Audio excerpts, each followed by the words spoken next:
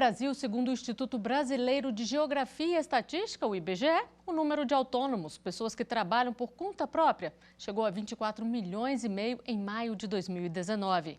São camelôs, advogados, marceneiros, jornalistas, pedreiros, médicos, entre tantos outros profissionais que não têm vínculo empregatício com nenhuma empresa. No artigo 5º de hoje, vamos falar sobre os direitos e responsabilidades desses milhares de trabalhadores autônomos e o que fazer para sair da informalidade, entre outras curiosidades previstas na legislação brasileira.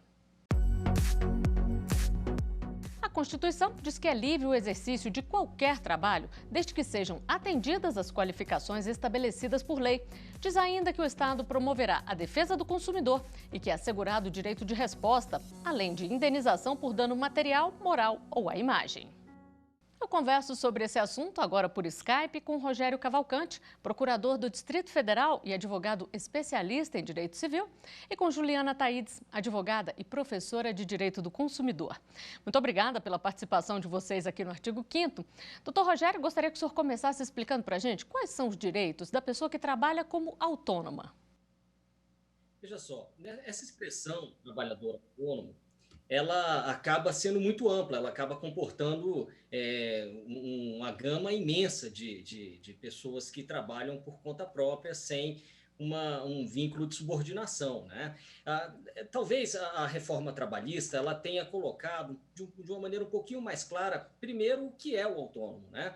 O artigo 442b da CLT, com a redação incluída pela Lei 13.467, ela diz que a contratação do autônomo cumpridas por todas as formalidades legais, com ou sem exclusividade, de forma contínua ou não, afastada a qualidade de empregado, prevista no artigo 3º, etc., ela vai estabelecer um vínculo, uma relação jurídica que não é exatamente uma relação de emprego, né? Nós temos também uma portaria do Ministério do Trabalho, que é a portaria 349 de 2018, que ela vai mais ou menos na mesma linha, né? E aí ela diz que se a pessoa ela é autônoma, ela não se enquadra exatamente no conceito de empregado que a CLT traz. Talvez a grande diferença entre os dois, já que há uma prestação de serviço aí, seria que o empregado, além de tudo, talvez a característica mais forte que existe nisso é que o empregado ele é subordinado, ao passo que o autônomo não. Bom, mas se eu tenho bem claro o que seria um empregado e quais são os direitos que ele tem a partir da legislação trabalhista, nessa gama enorme de profissionais que se enquadram como autônomos, eu não tenho a mesma proteção da CLT e aí eu vou ter um conjunto enorme de leis que vai definir relação por relação. Por exemplo, um autônomo ele pode trabalhar por um contrato de prestação de serviço. E aí eu tenho que abrir o Código Civil e eu vejo lá quais são os direitos que decorrem da relação decorrente de uma prestação de serviço, como, por exemplo, um aviso prévio para que essa relação ela seja extinta, né? Ela pode ser também, um trabalho autônomo, ele pode se enquadrar dentro do conceito de empreitada, né, que aqui uma situação um pouquinho diferente. E aí o regime jurídico vai mudando, sem contar que, de forma autônoma também, a pessoa ela pode exercer profissões liberais, que possuem regramentos próprios, como a profissão de advogado, de médico, de dentista. E aí eu vou ter que buscar cada regime jurídico de cada uma dessas profissões para ver qual a norma aplicável. Agora, existem direitos básicos, né? Quer dizer, a ideia de justa remuneração, justa retribuição pelo trabalho desempenhado, a ideia de repartição dos riscos assumidos na execução dos seus trabalhos, elas são sempre observáveis. Bom, então vamos falar um pouquinho, doutora Juliana, da relação desse profissional com a pessoa que contrata o serviço.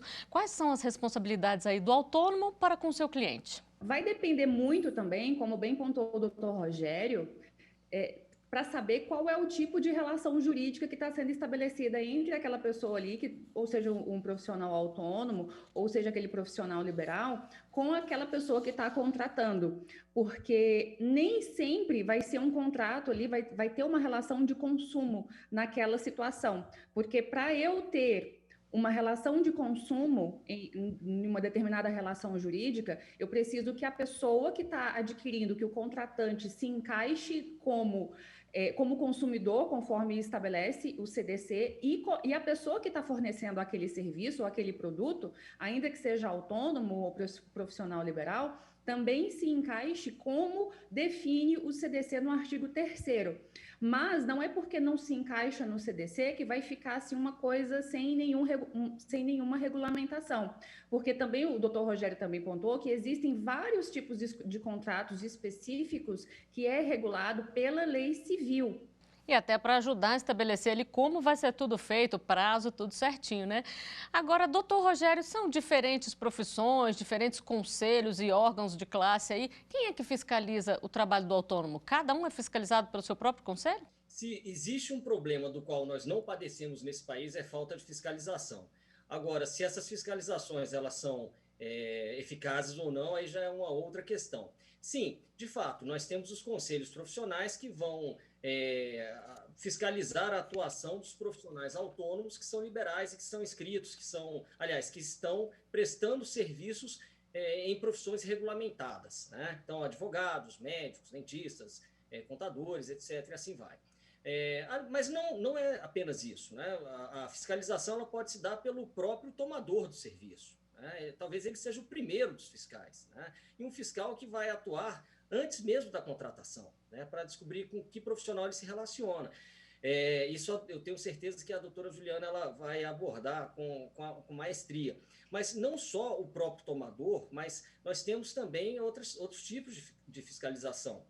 Lembre-se que o exercício, por exemplo, um autônomo que se aventura a exercer uma atividade que não deveria, né? Ele não está inscrito no conselho de classe que o autorizaria a exercer essa profissão. Ele corre um risco muito grande de estar cometendo uma contravenção penal, quando não um próprio crime capitulado lá no Código Penal, a depender da conduta que ele adote.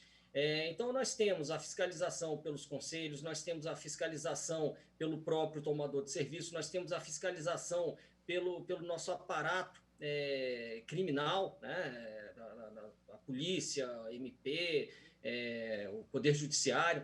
Nós temos também a própria atuação dos PROCONs na defesa dos consumidores também, né? Então, órgão para fiscalizar é o que não falta, né? E sem contar agências, em alguns casos, até mesmo agências reguladoras, se o sujeito ele estiver prestando algum serviço, como a gente diz, numa hipótese de sujeição especial à atividade regulada. Então, nós temos muita fiscalização. A questão é saber transformar esse excesso de fiscalização em proteção real às pessoas, tanto aos trabalhadores autônomos quanto aos tomadores de serviço. E a nossa produção recebeu uma pergunta de um telespectador. Vamos ver? Quais as diferenças do profissional formal, liberal e autônomo? Doutor Rogério, qual é a diferença? Normalmente a gente trata de formalidade, né? Aquele sujeito que ele está albergado por uma relação de emprego ou pelo exercício de uma atividade empresarial devidamente registrada. Então, aquele sujeito que tem, como o telespectador deve conhecer mais informalmente, aquele sujeito que tem a sua carteira de trabalho devidamente preenchida, ou aquele outro lá que tem a sua empresa devidamente registrada. Esse aí ele estaria atuando no escopo da formalidade. O autônomo, ele não necessariamente ele é informal, né? O autônomo, ele simplesmente não responde com subordinação a nenhum patrão, né? Ele pode ser realmente uma pessoa que atue dentro da formalidade econômica e jurídica esperada, né? Mas o autônomo, normalmente, nós nos referimos a ele como aquele sujeito que trabalha sem patrão, né? Se a gente for colocar de uma maneira mais simples para o telespectador entender, né? E o profissional liberal, normalmente, ele pode estar inserido numa categoria de profissional autônomo também, só que ele vai exercer uma atividade com a formação técnica e normalmente inscrito num conselho de classe, né? Médicos, advogados, contadores, economistas, engenheiros e assim vai. Mas há uma outra questão. Nada impede que esses profissionais liberais eles também sejam empregados. Né? Eles não exerçam sua profissão de maneira autônoma e nem por isso eles deixarão de trabalhar numa profissão liberal. Agora, o senhor falou aqui que nem sempre o autônomo está na informalidade, mas aqueles que não estão e querem mudar esse quadro, querem formalizar tudo certinho, o que eles devem fazer, doutor Rogério? Para sair da informalidade, se a pessoa quer uma dica rápida, eu diria o seguinte: é bom procurar, às vezes, um contador, né, e ele vai analisar e vai ver se você pode sair da informalidade ou da maneira mais intuitiva. Quer dizer, não precisa nem do contador. Se você arrumar um emprego, você já saiu da informalidade. Mas se você quiser, como empreendedor, sair, busque um contador, ele vai te dizer qual é o caminho menos oneroso. Se é montar uma sociedade por cota, se é atuar como empresário individual e quais são as formas mais rápidas e econômicas de se fazer isso. Mas abram a cabeça para isso, vocês que atuam na informalidade, porque não são apenas espinhos dentro da vida formal. Existe muita dignidade também, apesar, às vezes, da pouca ajuda que o Estado nos provê. Doutora Juliana, e o MEI ajudou bastante o microempreendedor individual aí, tanto a tirar as pessoas da informalidade, quanto a abrir novos caminhos para quem quer trabalhar como autônomo? Com certeza. Tem a questão dos mais comuns, né, para a pessoa que está ali querendo começar, é a questão de você constituir ou o MEI ou o EIRELI. Porque tanto os dois, você é sozinho, você é atuando ali sozinho. Então, o MEI é a questão do microempreendedor individual e o EIRELI ali é o empresário individual de responsabilidade limitada. E aí, da questão da diferença entre os dois, o MEI, você constitui um CNPJ e você tem ali um limite de faturamento anual, que é mais ou menos ali uns 8, salvo engano, aí teria que pegar bem essa resposta, mas salvo engano é 81 mil anual, né? Que daí 6 mil e alguma coisa mensal. Então é isso o seu limite de faturamento. E tem a questão do recolhimento do imposto, porque diferente das outras de sociedades, dos outros tipos de empresa, de sociedade, o MEI você não faz o recolhimento de imposto sobre o seu faturamento, você só paga ali um valor que é fixo e de forma mensal. Então, para muita gente que está começando, pode ser o ideal fazer a MEI. E aí você nem precisa de contador também. Você entra aí no site e tudo mais, é bem fácil de fazer, sai na hora o seu registro de CNPJ, bem tranquilinho de fazer até, e você consegue já sair tanto dessa informalidade para começar a trabalhar de forma mais formal, mais para você mesmo, né? Você ser patrão de si mesmo. E antes de chamar o intervalo, temos mais uma pergunta de telespectador. Vamos ver. No caso da má prestação de serviços, quais as ações previstas pelo CDC?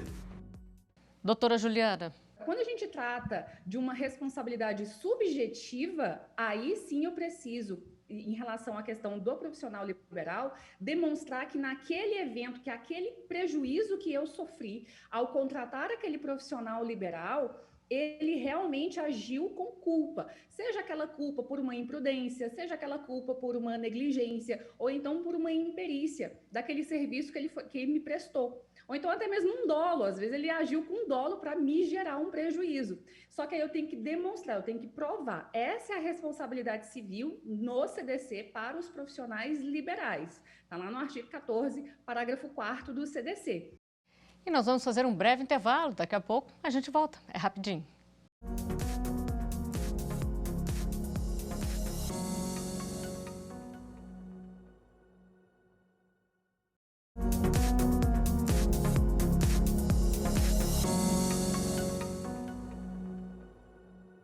O artigo 5º está de volta, hoje falando sobre profissionais autônomos, quais os direitos e os deveres desses trabalhadores. Sobre esse tema, eu continuo conversando por Skype com Juliana Taides, advogada e professora de Direito do Consumidor, e com Rogério Cavalcante, procurador do Distrito Federal e advogado especialista em Direito Civil. E vamos ver agora uma reportagem sobre a decisão do Superior Tribunal de Justiça, que entendeu que motorista de aplicativo é trabalhador autônomo e a ação contra a empresa cabe à Justiça Comum. O caso analisado é de um motorista da Uber que teve a conta suspensa pela empresa por comportamento irregular e mau uso do aplicativo. Mas o motorista entrou na justiça alegando que ficou impedido de exercer a profissão e teve prejuízos materiais, porque alugou um carro para fazer as corridas. O caso ocorreu em Minas Gerais e a Justiça Estadual considerou que não era competente para julgar a ação por se tratar de relação trabalhista. Mas a Justiça do Trabalho também se considerou impedida e suscitou conflito de competência ao Superior Tribunal de Justiça. Para o relator do conflito, na segunda sessão do STJ, ministro Moura Ribeiro, os serviços prestados pelos motoristas de aplicativo são eventuais, sem horários pré-estabelecidos e eles não recebem salário fixo, o que descaracteriza vínculo empregatício. Assim, o colegiado entendeu que, como não há relação de emprego no caso, processos envolvendo motoristas e aplicativos devem ser julgados pela Justiça Comum. Doutor Rogério, nesses casos, qual geralmente tem sido a jurisprudência usada? Pois é. Existe uma coisa muito interessante na história do autônomo, né? Porque eu nunca me aprofundei muito no tema, mas me parece que a ideia da vulnerabilidade ela é tratada de duas formas muito específicas, né? Uma no CDC, outra na legislação trabalhista, né? Então, na legislação trabalhista, o vulnerável é quem presta o serviço normalmente, né? E no CDC, o vulnerável, normalmente, é quem toma o serviço, né? Às vezes, a coisa ela se entrechoca quando nós começamos a alargar a ideia de relação de emprego para relação de trabalho, porque, muitas vezes, os vulneráveis se encontram, né? Eles se encontram numa relação de consumo, tomando serviço de uma pessoa, às vezes com menos condições financeiras até do que ele próprio, que é o tomador. Porque nós tínhamos um conflito de competência, 7204 no Supremo Tribunal, que ele definiu mais ou menos isso. Ele falou, essa mudança que houve no artigo 114 da Carta Magna, ele acaba atraindo mais a competência para julgar questões relativas a pagamentos aos autônomos, a discussão de descumprimento contratual, principalmente com o autônomo atuando como reclamante, lá para a Justiça do Trabalho, mesmo que ele não seja um empregado no sentido técnico da palavra. O TST, ele ratifica esse entendimento, mas o STJ, ele entendeu que o motorista de Uber, ele não é exatamente em relação a Uber, a Uber não é uma tomadora de serviço. Eles usam uma expressão muito interessante, eles dizendo que as ferramentas tecnológicas disponíveis atualmente permitiram criar uma nova modalidade de interação econômica, fazendo surgir a economia compartilhada, sharing economy. E a partir desse entendimento, esse julgado desloca a competência para os litígios entre o motorista da Uber e a dona do aplicativo, não mais para a Justiça do Trabalho, como seria de se esperar pelo fluxo jurisprudencial que vem se desenhando desde a emenda 45. Mas agora, nesse caso, em que se encontra o que a gente chama de sharing economy, vai para a Justiça Comum. Pois é, doutora Juliana, e entrando um pouquinho em outro campo, aqui acontece muito também a terceirização. A empresa contrata um autônomo para realizar o serviço. No caso de insatisfação, de algum problema ali, a responsabilidade é compartilhada ou é de quem? Então, em relação a essa questão do consumidor e ficou insatisfeito com o serviço prestado, e aí esse serviço foi prestado por um autônomo que foi terceirizado, ou então até uma outra empresa que foi terceirizada para executar aquele serviço, a responsabilidade vai ser sempre do contratante, né, do consumidor, com a contratada, que é ali a empresa original. Então, se eu contratei uma empresa X para executar para mim um determinado serviço e essa empresa X contratou uma pessoa ou uma outra empresa Y para executar e aquela execução no final não me agradou, na verdade, eu vou ter que me resolver com a empresa que eu contratei. A não ser que esteja, obviamente, colocado de forma diversa no contrato, mas colocando ali também as terceirizadas, né, como pessoas que também são responsáveis. Bom, e além da terceirização, existe também a pejotização, que é a prática de manter empregados através da criação de empresas pelos contratados. Atualmente tramita no STF uma ação direta de inconstitucionalidade contra a lei, que dispõe sobre o contrato de parceria entre profissionais que exercem as atividades em salões de beleza. Para o autor da ação, ao permitir a chamada pejotização, a norma retira da categoria direitos trabalhistas decorrentes da relação de emprego. Doutor Rogério, isso é ruim mesmo para o trabalhador? Veja, a gente vai andar sempre nesse fio da navalha, né? Quer dizer, muitas vezes se diz, é um pêndulo isso aí, vai se dizer que pior para ele seria não trabalhar, tá? Mas esse tipo de argumento, se a coisa fosse tão simples assim, nós estaríamos ainda vivendo na barbárie, né?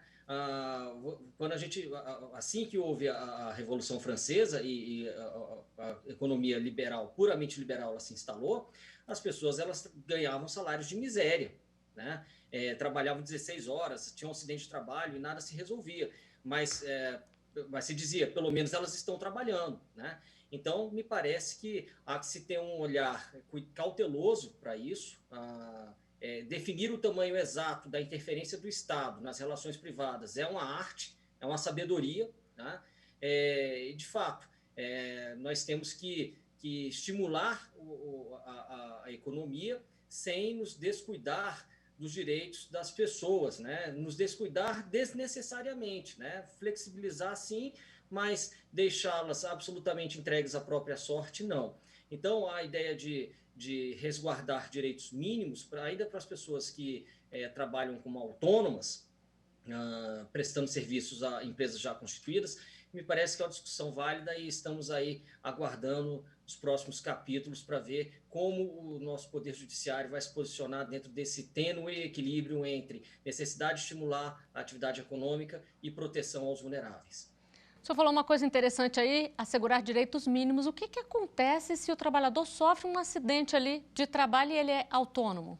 É óbvio que quando a gente está diante de uma grande empresa que contrata um autônomo para prestar serviços e essa empresa ela não dá condições mínimas para esse autônomo trabalhar, e ele se acidenta lá, ela vai responder por isso, tá? Porque ela se estabelece houve um dano, houve uma conduta omissiva dela, houve um nexo causal entre a conduta omissiva e o dano, e aqui se diz até, pode-se pensar até em culpa dela, por não ter fornecido as condições mínimas de trabalho. Agora, nem sempre é assim, porque às vezes o autônomo ele presta também serviço para mim, né? Que estou aqui na minha casa, não entendo nada de eletricidade, né?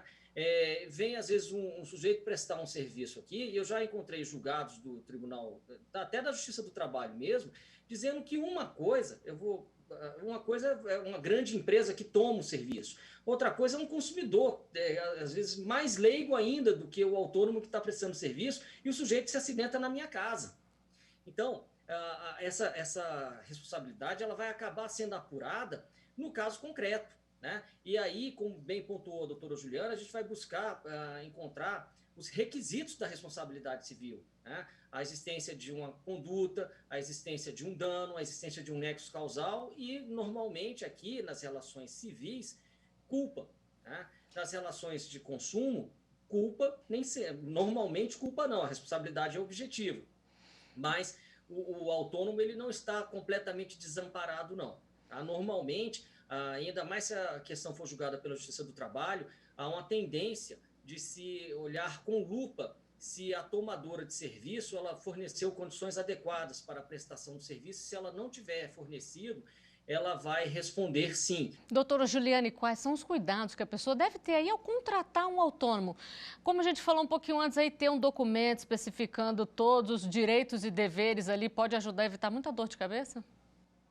Nossa, o contrato é essencial. E em relação a você, eu preciso de um serviço, agora pensando agora como uma consumidora normal, assim, eu, pessoa física, preciso contratar um determinado serviço. Então, eu vou procurar um marceneiro, por exemplo, para fazer uma estante, um armário, qualquer peça que eu estou precisando. Então, a primeira coisa, eu já vou com a ideia de que eu preciso fazer um contrato.